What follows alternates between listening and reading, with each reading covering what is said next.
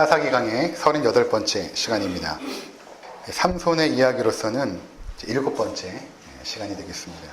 삼손의 이야기가 참 길죠. 한 인물을 가지고 7번의 강의를 했으니까 상당히 다룰 것이 많습니다. 그 이유는 무엇인가 하면 하나님께서 이 삼손 이야기에 있어서 그동안의 사사들의 이야기를 종합하고 있습니다. 그래서 삼손 이야기를 우리가 들어보면 사사기 전체의 사사들에게 하셨던 그 모든 내용의 말씀들이 종합되어져 있는 것입니다. 그래서 좀 길어지게 된 것 같아요. 그리고 이제 삼손의 이야기를 끝으로 12명의 사사 이야기가 끝나고 나서 17장부터는 사사 시대에 있었던 두 가지의 에피소드를 소개합니다. 그 당시에 하나님 중심으로 살지 않고 각자 소견에 옳은 대로 살았던 그 사사 시대에 과연 어떠한 일들이 있었는가, 그 대표적인 사건 두 가지를 소개하고 사사기가 맞춰지는데 참 암울하기도 하고 어떻게 이렇게 끔찍한 일이 있을 수 있는가라는 그런 탄식도 흘러나오기도 합니다. 어쨌든 오늘 말씀은 사사기의 이제 마지막 장면이 되겠고 이것을 통해서 하나님께서 우리 가운데 말씀하시는 것을 우리가 함께 들어보도록 하겠습니다. 오늘 삼손의 비극적인 최후의 모습입니다. 블레셋에 의해서 두 눈이 뽑힌 것입니다. 그리고 머리가 잘리고 옥에 갇히게 되죠. 거기서 이제 맷돌을 돌리게 되었다, 이렇게 성경이 말하고 있는데 우리가 생각하는 그런 작은 이런 맷돌이 아니라 아주 거대한 맷돌입니다. 동물들이 끄는 그런 거대한 맷돌인데 그것을 이제 끌게 된 것입니다. 그러니까 이 표현은 무엇을 의미하냐면 삼손이 짐승 취급을 받게 되었다는 것입니다. 짐승과 같은 삶으로 전락이 되어진 삼손의 모습을 말하고 있는 것입니다. 근데 그러던 중에 어떤 일이 생기냐면 그 블레셋 사람들의 그 국가적인 경축일 같아요. 그들이 다곤 신전에 이제 다 모인 것입니다. 신전에도 모이고 그 주변에도 많이 모이지 않았겠습니까? 그 신전 지붕 위에 3,000명이 있었다고 하니까 아마 수만 명이 운집한 것으로 추측이 되어지는데 그들이 그 신전 행사를 다 마치고 나서 우리가 삼손을 불러내서 우리가 제주를 부리게 하자, 이제 그렇게 말을 합니다. 그래서 한 소년이 눈이 뽑혔으니까 보지 못하니까 그 삼손을 끌고 다곤 신전의 중앙으로 데리고 오죠. 그리고 나서 삼손은 거기서 제주를 부리게 됩니다. 정확히 어떠한 제주를 부렸는지는 성경이 표현하고 있지 않기 때문에 알 수 없겠으나 우리가 생각해 볼 수 있는 것은 온갖 조롱과 희롱을 다 당하게 됐겠죠. 네가 한번 힘을 써봐라.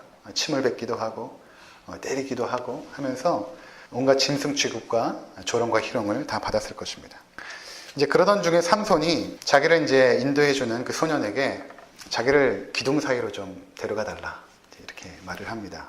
그래서 그 신전을 바치고 있는 그 두 기둥, 그 신전 전체를 바치고 있는 두 개의 기둥 사이에 자기를 세워달라고 말하고 나서 거기에 자기 몸을 묻기 시작합니다. 근데 지금도 이 당시에 신전이 발굴되고 있는데 이 기둥과 기둥 사이가 3m입니다.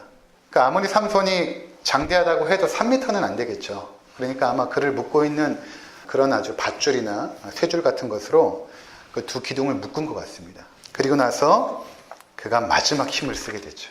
마지막 힘을 써서 그 두 기둥을 당겼을 때에 그 기둥이 무너지면서 연쇄 반응으로 차례차례 기둥들이 무너진 것입니다. 그리고 그 지붕이 무너지고 그 신전이 무너져서 그 건물 잔해에 깔려서 그 안에 있었던 수만 명이 죽게 됩니다. 지붕에 있었던 3,000명은 물론이거니와 그곳에 운집했던 그 모든 사람들이 건물 잔해에 깔려서 죽게 되는 것입니다. 물론 삼손도 죽었습니다. 그리고 나서 성경은 삼손의 형제와 그리고 삼손의 아버지가 그 삼손의 시신을 가져다가 수습을 하고 또 장사를 지내고 이 삼손의 이야기가 이제 마무리가 되는 것입니다. 자, 이 이야기를 통해서 우리가 보게 되는 것이 무엇인가 하면 첫 번째는 무엇인가? 그것은 삼손의 연약함입니다. 삼손의 연약함. 이것은 바로 우리 인간의 연약함을 의미하는 것입니다. 우리 인간이 얼마만큼 연약한 존재인가? 삼손은 그의 전 인생을 통해서 우리 가운데 보여주었던 것은 실망의 연속이었습니다. 그는 하나님 앞에 불순종과 불충성으로 일관되었습니다. 자신의 유익과 욕망을 따라 살았습니다. 하나님과는 전혀 상관없는 인생을 살았죠. 하나님이 그에게 많은 은사와 능력을 주셨음에도 불구하고 그는 하나님의 뜻대로 살지 않습니다. 결국 그가 죽음으로 블레셋인들을 죽게 할 때도 그것은 하나님을 위한 것이 아니었습니다. 자신의 원수를 갚기 위한 것이었습니다. 28절을 한번 보도록 하겠습니다. 16장 28절. 삼손이 여호와께 부르짖어 이르되 주 여호와여 구하옵나니 나를 생각하옵소서. 하나님이여 구하옵나니 이번만 나를 강하게 하사 나의 두 눈을 뺀 블레셋 사람에게 원수를 단번에 갚게 하옵소서 하고, 그가 마지막에 하나님 앞에 부르짖는 그 기도 자체도 굉장히 자기중심적인 기도입니다. 하나님의 뜻을 이루게 한 것이 아니라 내가 원수를 갚게 하옵소서, 그 분노에 차서 단번에 원수를 갚게 하옵소서 라고 하나님 앞에 간구를 했던 것입니다. 그가 소명감으로 살았던 적은 단 한순간도 없습니다. 그냥 자신의 유익과 욕망을 따라서 자기 뜻대로 살았죠. 이것은 결국 우리에게 무엇을 보여주는가 하면 인간은 결코 신뢰할 수 없는 존재라는 사실입니다. 사사기 전체에 나와 있던 그 모든 사사들이 어떻습니까? 12명의 사사 모두, 그 중에 온니엘을 제외하고 모든 사사들은 결국에는 실패합니다. 신뢰할 수가 없는 것이죠. 아무리 뛰어난 능력과 은사를 가진 사람이라 할지라도 신뢰의 대상이 될 수 없다는 것입니다. 인간은 태어날 때부터 자기중심적이고 이기적입니다. 그러니까 우리가 하나님의 은혜로 구원을 받았죠. 그렇지만 이 자기중심성과 이 이기성은 여전히 남아있습니다. 이러한 죄성으로부터 자유로울 수 있는 사람은 단 한 사람도 없습니다. 그래서 우리가 살면서 실망하게 되는 부분이 무엇인가 하면 결국에 보면 사람에 대한 실망이죠. 사람에게 실망을 합니다. 특별히 믿고 기대했던 사람들로부터 더 큰 실망과 좌절을 겪게 되죠. 그런 일들이 얼마나 많았습니까? 내가 존경하고 의지하고 신뢰했기 때문에 그 상처가 더 큰 것입니다. 그 대상이 부모일 때도 있고 또 배우자일 때도 있습니다. 또 자녀들일 때도 있습니다. 또는 영적인 지도자일 때도 있습니다. 근데 우리가 잊지 말아야 될 것은 무엇인가 하면 사람은 결코 신뢰할 수 있는 대상이 아니라는 것입니다. 의지할 대상이 되지 않습니다. 그래서 우리 자신만 보아도 알 수 있지 않습니까? 여러분 자신을 잘 보면 내가 나를 신뢰할 수 있습니까? 내가 나를 믿을 수 있습니까? 그럴 수 없습니다. 하루에도 몇 번씩 우리의 마음의 생각들이 바뀝니다. 사사기는 삼손의 이야기를 마지막으로 하여서 하나님이 구원자로 세운 사사, 특별히 무한한 능력과 권능을 줬던 그 삼손, 그도 결국에는 실패하였다라는 것을 보여주는 것입니다. 다른 말로 하면 이 세상에 존재하는 그 어떤 인간이라 할지라도, 하나님이 그에게 아무리 은혜와 능력을 준다 할지라도 그 존재는 신뢰의 대상이 되지 않는다라는 것을 보여주는 것입니다. 그러니까 인간에게는 소망이 없죠. 여러분들이 인간에게 소망을 걸어서는 안 됩니다. 인간이 세운 그 어떤 국가나 어떤 정부나 어떤 기관이나 어떤 공동체, 그들이 선한 일을 하죠. 하지만 그것도 신뢰의 대상이 될 수 없습니다. 성경 전체에서 보여주는 한결같은 메시지는 인간에게 그 어떤 기대나 소망을 두어서는 안 된다는 것입니다. 비록 그들이 하나님이 선택한 사람일지라도 그렇습니다. 아브라함은 믿음의 조상이죠. 그러나 그는 자신의 목숨이 위협받는 상황에서 항상 거짓말을 합니다. 자기 아내를 누이라고 거짓말을 하죠. 한 번이 아니라 두 번. 그것은 무엇을 의미하냐 하면 위기의 상황에 보여주는 그 모습이 진짜 그 사람의 모습이거든요. 평상시에는 다 좋죠. 괜찮죠. 하지만 아주 절박하고 위급한 순간에 그 사람이 보여주는 그 모습이 진짜 그 사람의 모습입니다. 그러니까 아브라함이 거짓말장이었다는 것입니다. 거짓말장이었다. 출애굽의 영웅 모세는 어떠합니까? 애굽에 있던 이스라엘 민족의 영도자 아닙니까? 근데 그는 애굽에 있을 때에 자기 민족을 핍박하는 애굽 사람을 쳐 죽입니다. 그리고 시신을 유기하죠. 그게 모세였습니다. 믿음의 사람 다윗은 어떻습니까? 하나님의 마음에 합한 왕이었습니다.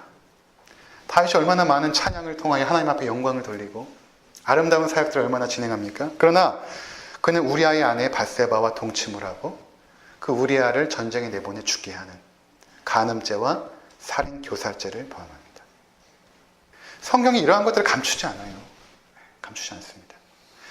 이 세상에 있는 그 어떤 인간이라 할지라도, 하나님께서 탁월하게 사용한 그 인간이라 할지라도 그들은 너희의 소망의 대상이 되지 않는다 라는 것을 보여주고 있는 것입니다. 그래서 인간은 인간을 구원할 수 없는 것입니다. 인간은 인간을 구원할 수 없어요. 그것이 우리의 절망적인 현실입니다. 그래서 사람에게 실망할 필요가 없죠.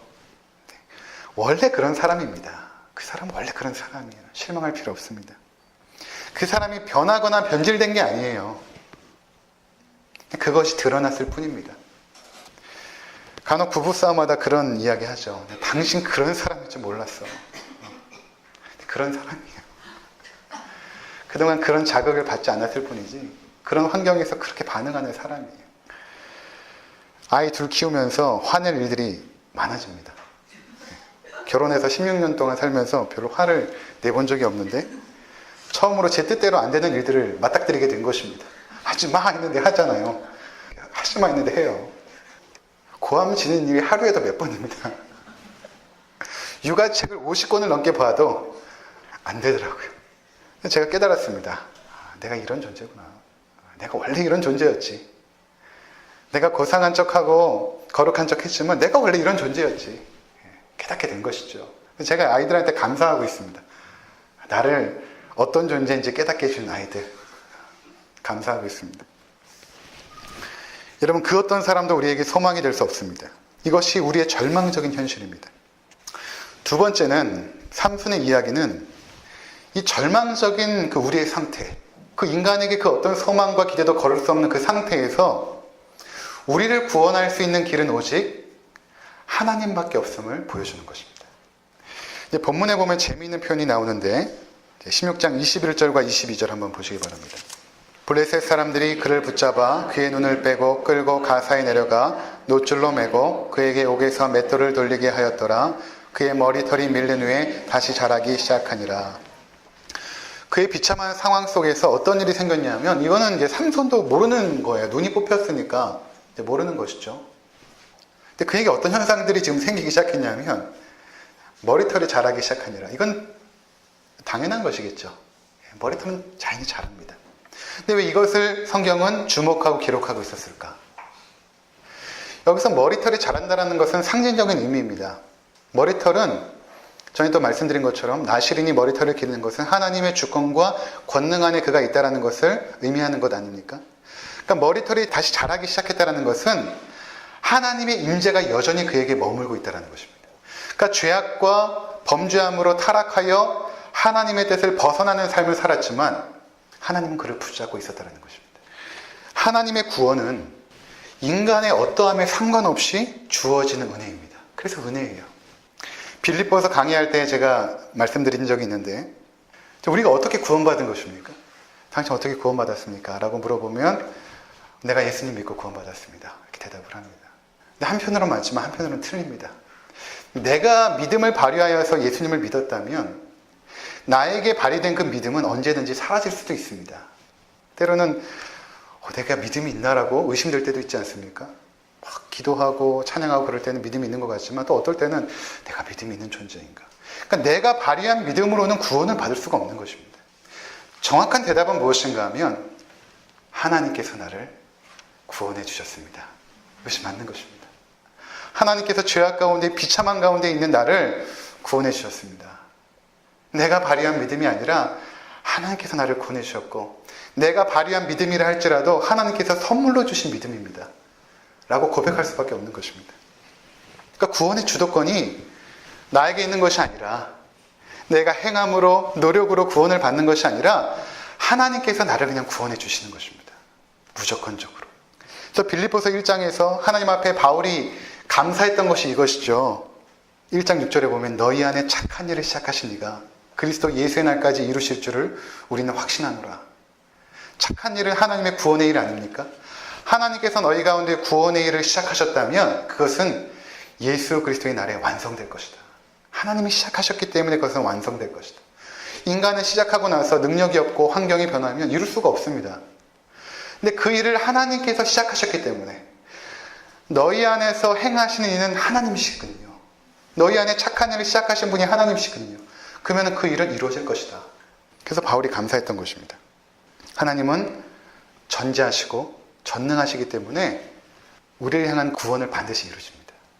하나님께서 삼손을 통해서 이스라엘을 블레셋의 압제로부터 구원하기를 원하셨습니다. 이것이 하나님의 뜻이었어요. 그래서 그 일이 이루어집니다. 근데 그 가운데 선택된 삼손은 불순종하고 불충성하고 자기 마음대로 살죠. 하지만 하나님은 그것까지도 합력하여 그분의 구원을 이루는 재료로 삼으십니다. 이게 놀라운 그분의 역사입니다. 마지막에 수만 명의 사람들을 죽인 일, 블레셋 사람들을 죽인 일은 삼손이 하나님의 뜻을 이루기 위해서 그렇게 한 것이 아니잖아요. 원수를 갚기 위해서 한 거지만 하나님의 구원이 그 가운데 임한 것입니다. 블레셋을 진멸하고자 하는 하나님의 뜻은 이루어집니다. 사사기 13장 5절 한번 보도록 하겠습니다. 사사기 13장 5절. 보라, 내가 임신하여 아들을 낳으리니 그의 머리 위에 삭도를 대지 말라. 이 아이는 태에서 나무로부터 하나님께 바쳐진 나시린이 됨이라. 그가 블레셋 사람의 손에서 이스라엘을 구원하기 시작하리라 하시니. 처음 우리가 이것을 읽었을 때는 삼손을 기대하게 되죠. 하나님의 영이 임하서 태어난 아기니까 어떻게 그가 하나님의 구원을 이룰까 우리는 기대하게 되었습니다. 그런데 그가 잘한 것은 하나도 없죠. 그러니까 이 말씀은 어떤 의미가 있냐면 삼손이 구원할 것이라가 아니라 내가 삼손을 통해서 구원할 것이다. 하나님은 삼손이 불순종하고 불충성할 것을 이미 아셨습니다. 하나님이니까 알죠. 전지하신 분이시니까 압니다. 그럼에도 그를 사용하십니다. 그리고 그의 욕망을 따라가는 인생을 통해서도 하나님의 구원이 이루어지고 있습니다. 그러니까 여러분의 인생 가운데 내가 하나님 앞에 충성하고 헌신했던 일들뿐만 아니라 그것도 아름다운 일이지만 때로는 내가 가장 죄악 가운데 밑바닥에 있었을 때에도 하나님은 여러분의 구원을 이루고 계셨던 것입니다. 삼손의 머리카락은 다시 자랍니다. 그것은 하나님께서 그를 버리지 않으셨다는 것을 의미하는 것입니다.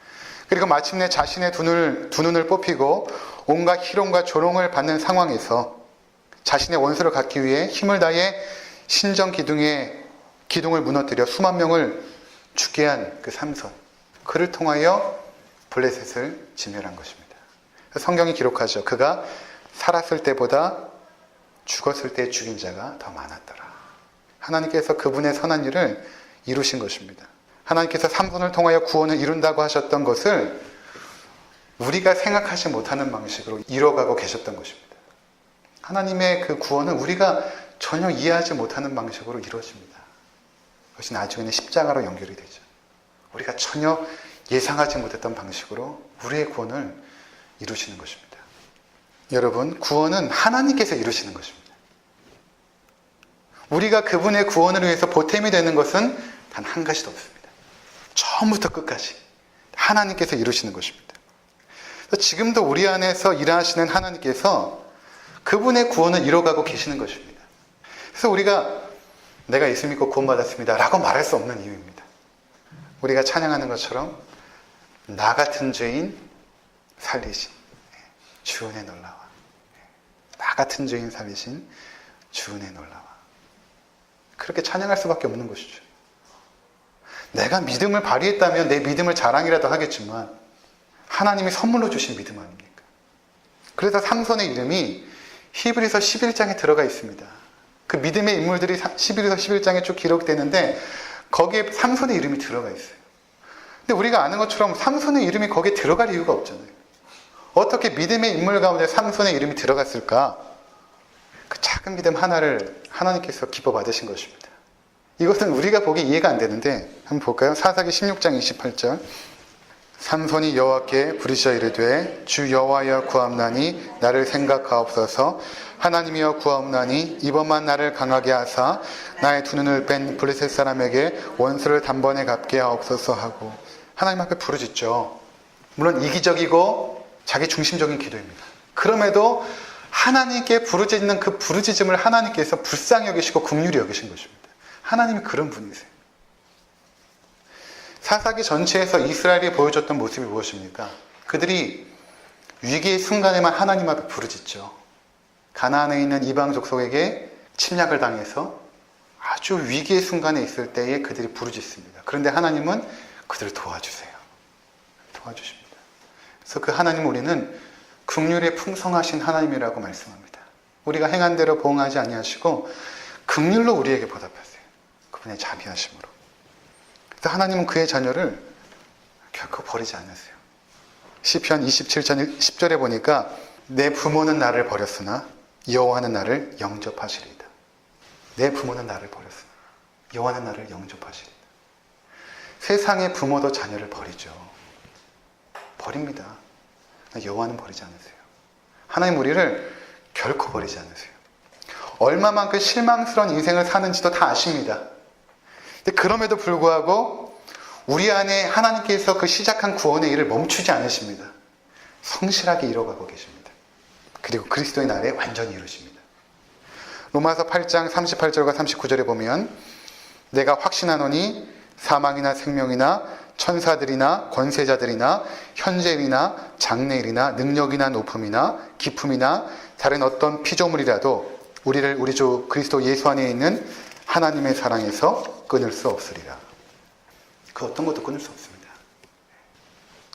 마지막으로 삼손의 이야기는 하나님의 구원이 우리가 전혀 예상하지 못한 방식으로 우리 가운데 임할 것을 예표하고 있습니다. 그것이 무엇입니까?